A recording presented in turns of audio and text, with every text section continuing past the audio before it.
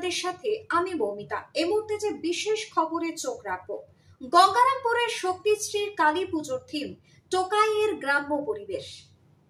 এতদিন প্লাস্টিক ব্যবহারের ফলে সমাজে যে বিপর্যয় নেমে এসেছে সে বার্তাই এবারের কালী পুজোর থিমের মাধ্যমে তুলে ধরা হলো গঙ্গারামপুরের শক্তিশ্রী স্পোর্টিং অ্যান্ড কালচারাল ক্লাবে।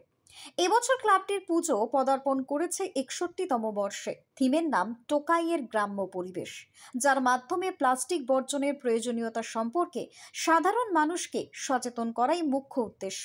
প্রায় 8 লক্ষ টাকার বাজেট নিয়েই সেজেছে এই বছরের প্যান্ডেল, যা সম্পূর্ণ প্লাস্টিক এবং পরিত্যক্ত সামগ্রী দিয়ে তৈরি। ক্লাব সদস্যদের মতে সমাজে নোংরা পরিবেশ, নর্দমা বন্ধ হওয়া, প্রাণীর ক্ষতি সবকিছুর মূলে রয়েছে নিয়ন্ত্রণহীন প্লাস্টিকের ব্যবহার। আর সেই বার্তাই শিল্পের ভাষায় তুলে ধরা হয়েছে দর্শনার্থীদের সামনে।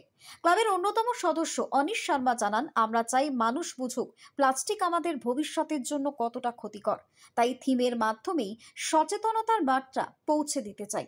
পুজোর পাশাপাশি প্রত্যেক বছরের মতো এবছরও নানান সাংস্কৃতিক অনুষ্ঠানের আয়োজন আছে বলেই জানিয়েছেন শক্তিশ্রী ক্লাব কর্তৃপক্ষ। Bureau report, Hili news Bangla.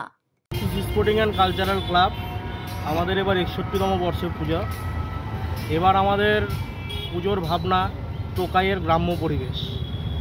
টোকাই হচ্ছে একটি পথ শিশু এবং সে আর তার পরিবার রাস্তার সভ্য সমাজে ফেলে দেওয়া প্লাস্টিক, উচ্ছিষ্ট বোতল, ক্যারি ব্যাগ তারা কুড়িয়ে নিয়ে কিভাবে তারা তাদের জীবন জীবিকা তারা কিভাবে থাকে সেই নিয়েই আমাদের এবারের থিম।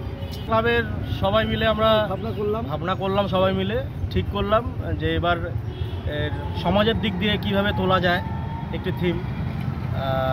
সেখানে সবাই মিলে গঠিত হয়ে আমরা এই থিমটি উপস্থাপনা করছি।